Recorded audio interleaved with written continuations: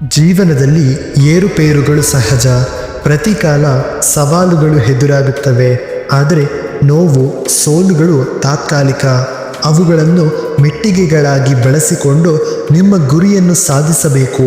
ನೀವು ಪ್ರಯತ್ನವನ್ನು ತೊರೆಯದಿದ್ದರೆ ಗೆಲುವು ತಕ್ಷಣವೇ ನಿಮ್ಮದಾಗುವುದು. ನೀವು ಬಲವಾದ ನಂಬಿಕೆ ಇಟ್ಟುಕೊಂಡಿದ್ದರೆ ಅದೇ ನಿಮಗೆ ಆಂತರಿಕ ಶಕ್ತಿ ನೀಡುತ್ತದೆ. ಸಾಧನೆ ಮಾಡಬೇಕು ಎನ್ನುವುದು ಏನೂ ಇಲ್ಲ. ಸರಳತೆಯಿಂದ ಇದ್ದು ಒಳ್ಳೆಯದನ್ನು ಮಾಡುತ್ತಾ ಹೋದರೆ ಅದೇ ಒಂದು ದೊಡ್ಡ ಸಾಧನೆ. ಸಮಯ ಎನ್ನುವುದು ಜೀವನದ ಅತ್ಯಮೂಲ್ಯ ಸಂಪತ್ತು. ಪ್ರತಿಯೊಬ್ಬರಿಗೂ ಒಂದೇ 16 ಗಂಟೆಗಳ ದಿನ ಸಿಗುತ್ತದೆ. ಆದರೆ ಅದರ ಬಳಕೆ ನಮ್ಮ ಯಶಸ್ಸನ್ನು ನಿರ್ಧರಿಸುತ್ತದೆ. ಸಮಯವನ್ನು ನಷ್ಟ ಮಾಡದೆ ಪ್ರತಿಯೊಂದು ಕ್ಷಣವನ್ನು ಬುದ್ಧಿವಂತಿಕೆಯಿಂದ ಬಳಸುವವರು ಜಯಶಾಲಿಗಳಾಗುತ್ತಾರೆ. ನಿಮ್ಮ ಗುರಿಗಳನ್ನು ಸಾಧಿಸಲು ದಿನದ ಪ್ರತಿಯೊಂದು ಕ್ಷಣವನ್ನು ಬಳಸಿ. ಪ್ರತಿದಿನವನ್ನು ಹೊಸ ಅವಕಾಶದಂತೆ ನೋಡಿ. ಕನಸು ಕಾಣುವುದು ಸಕಾರಾತ್ಮಕ ಜೀವನದ ಒಂದು ಮೊದಲ ಹೆಜ್ಜೆ. ಆದರೆ ಕನಸು ಕಾಣುವುದು ಮಾತ್ರ ಸಾಕಾಗದು. ಅದನ್ನು ಸಾಧಿಸಲು ಶ್ರಮಿಸಲು ತಯಾರಾಗಿರಬೇಕು. ನಿಮ್ಮ ಕನಸುಗಳನ್ನು ನಿಜ ಮಾಡಲು ಪ್ರತಿದಿನ ಚಿಕ್ಕ ಚಿಕ್ಕ ಮೆಟ್ಟಿಲುಗಳನ್ನು ಏರಿ ಮುಂದೆ ಹೋಗಿ. ಮತ್ತು ದುಡಿಯುವ ಬುದ್ಧಿಯು ನಿಮ್ಮ ಕನಸುಗಳನ್ನು ನನಸಾಗಿಸುತ್ತದೆ. ಇನ್ನೊಬ್ಬರ ಹಂಗಲ್ಲಿ ಬದುಕುವುದು ಯಾವತ್ತಿದ್ರೂ ನರಕಾನೆ. ಗಂಜಿ ಕುಡಿದರೂ ಪರವಾಗಿಲ್ಲ, ನಮ್ಮ ಅನ್ನನ ನಾವೇ ದುಡಿದುಕೊಳ್ಳಬೇಕು. ಜೀವನದಲ್ಲಿ ನಮ್ಮನ್ನು ಮರ್ಯಾದೆ ಕೊಡದೆ ನಮ್ಮನ್ನು ಕಾಲಿನ ಕಸದಂತೆ ನೋಡಿದ ಜನರ ಮುಂದೆ ನಾವು ಮಹತ್ವದ ಸಾಧನೆ ಮಾಡಿ ಅದೇ ಜನರಿಂದ ಹಣೆಯ ಮೇಲೆ ತಿಲಕ ಇಟ್ಟಿಸಿಕೊಳ್ಳುವುದೇ ನಿಜವಾದ ಸಾಧನೆ. ಶ್ರದ್ಧೆ ಜ್ಞಾನವನ್ನು ನೀಡುತ್ತದೆ. ನಮ್ರತೆ ಮೌನವನ್ನು ನೀಡುತ್ತದೆ. ಯೋಗ್ಯತೆ ಸ್ಥಾನವನ್ನು ನೀಡುತ್ತದೆ. ಯಾವ ವ್ಯಕ್ತಿ ಈ 3 ಪಡೆಯುತ್ತಾನೋ ಅವನಿಗೆ ಎಲ್ಲ ಕಡೆ ಸನ್ಮಾನ ಸಿಗುತ್ತದೆ.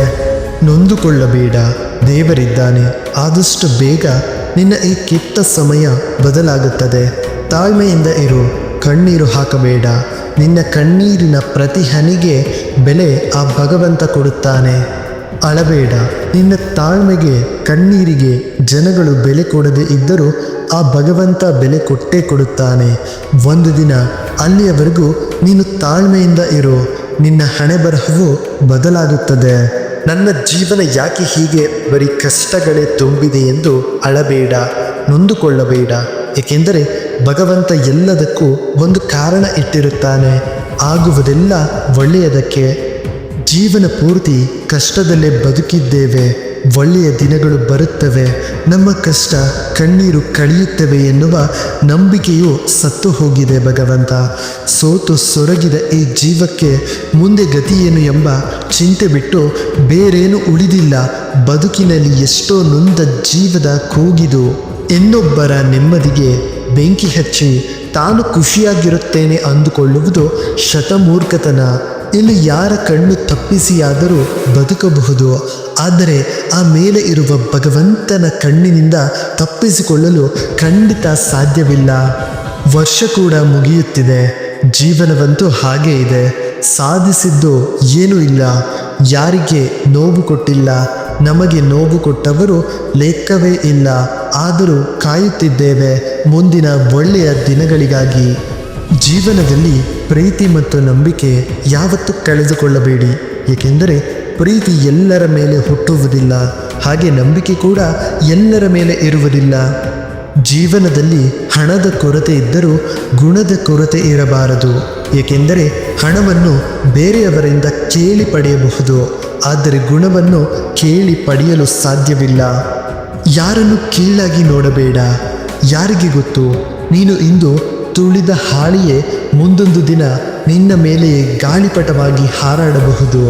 ಆಗ ಅದನ್ನು ನೀನು ತಲೆ ಎತ್ತಿ ಹಿಡಿದು ನೋಡಬೇಕಾಗುತ್ತದೆ. ಒಂದು ಆಶ್ಚರ್ಯ ಸಂಗತಿ ಎಂದರೆ ಒಂದು ಇರುವೆ ಯಾರಿಗೆ ಕಚ್ಚಿದರೂ ಇರುವೆ ಸಾಯುತ್ತದೆ ಎಂಬುದನ್ನು ಅರಿಯುವ ಮನುಷ್ಯ ಇನ್ನೊಬ್ಬರಿಗೆ ಕೆಡುಕನ್ನು ಬಯಸಿದರೆ ತನಗೆ ಕೆಡುಕು ಉಂಟಾಗುತ್ತದೆ ಎನ್ನುವುದನ್ನು ಮಾತ್ರ ಅರಿಯುವುದಿಲ್ಲ. ಸ್ವಲ್ಪ ಪೆಟ್ಟು ಬಿದ್ದರೂ ಒಡೆಯುವ ಗಾಜಿನಂತೆ ಮನಸ್ಸನ್ನು ಇಟ್ಟುಕೊಳ್ಳಬೇಡಿ. ಮನಸ್ಸು ಕಚ್ಚಾ ಜೇಡಿಮಣ್ಣಿನಂತೆ ಇರಲಿ. ಅದು ಪ್ರತಿ ಹೊಡೆತದಿಂದಲೂ ಆಕಾರವನ್ನು ಪಡೆಯುತ್ತದೆ. ನಾವು ಕಟ್ಟಿಸಿದ ಮನೆಯಲ್ಲೇ ನಮಗೆ ಜಾಗ ಇರುವುದಿಲ್ಲ. ಎಷ್ಟೇ ಮನುಷ್ಯನ ಜೀವನ. ನಾವು ಸತ್ತ ಮೇಲೆ ನಮ್ಮನ್ನು ಮುಟ್ಟಿದ ನಮ್ಮವರು ಕೂಡ ಸ್ನಾನ ಮಾಡಿ ಮನೆಯೊಳಗೆ ಕಾಲಿಡುವುದಿಲ್ಲ. ಅಂಥದ್ರಲ್ಲಿ ಈ ಅಹಂಕಾರ ದೊಡ್ಡತನವನ್ನು ತೋರಿಸುವುದರಲ್ಲಿ ಯಾವುದೇ ಅರ್ಥ ಇರುವುದಿಲ್ಲ. ಕೋಟಿ ಕೋಟಿ ಹಣ ಇದ್ದರೂ ಬದುಕುಳಿಯುವುದು ಋಣ ಇದ್ದಷ್ಟು ದಿನ ಮಾತ್ರ, ಹಣ ಇದ್ದಷ್ಟು ಅಲ್ಲ.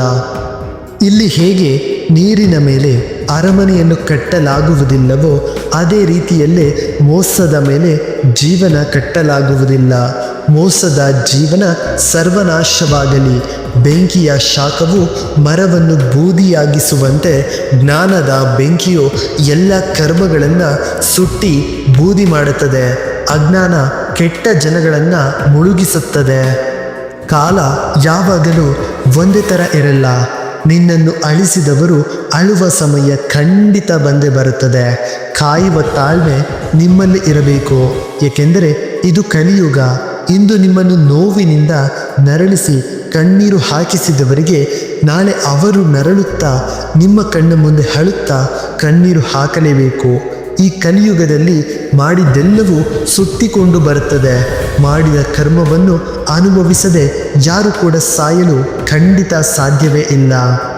ಈ ಕಲಿಯುಗ ಪಾಪಿಗಳ ಪ್ರಪಂಚವಾಗಿದೆ. ಅಂದರೆ ಕೆಲವು ಕೆಟ್ಟ ಜನಗಳು ಒಬ್ಬರನ್ನು ಹೊರಗಡೆ ಹಾರೈಸುವುದು, ಒಳಗಡೆ ಶಾಪ ಕೊಡುವುದು, ಹೊರಗಡೆ ಪ್ರೀತಿ, ಒಳಗಡೆ ದ್ವೇಷ ಮಾಡುತ್ತಾ ಕುದಿಯುವುದು, ಹೊರಗಡೆ ಮಾನವ ತತ್ವ, ಒಳಗಡೆ ರಾಕ್ಷಸ ತತ್ವ ಹೊಂದಿರುವುದು, ಹೊರಗಡೆ ನಿಯತ್ತಾಗಿರುವುದು, ಒಳಗಡೆ ನಂಬಿಕೆ ದ್ರೋಹ ಮಾಡುತ್ತಾ ಮೋಸ ಮಾಡುವುದು.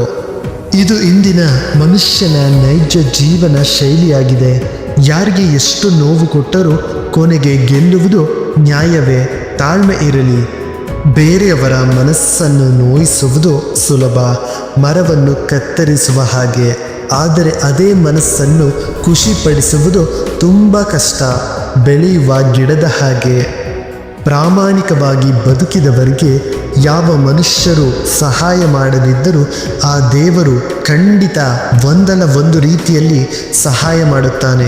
ಶುದ್ಧ ಮನಸ್ಸಿನಿಂದ ಬದುಕಿದ್ದವರಿಗೆ ಕ್ಷಣಿಕ ಸುಖ ಸಿಗದೆ ಕ್ಷಣ ಕ್ಷಣ ನೋವು ತಿಂದರೂ ಕೊನೆಗೆ ಶಾಶ್ವತ ಸಂತೋಷವನ್ನು ಹೊಂದುತ್ತಾರೆ. ದೇವರಿದ್ದಾನೆ, ನಂಬಿಕೆ ಇರಲಿ ನಿಮ್ಮ ಹತ್ರ.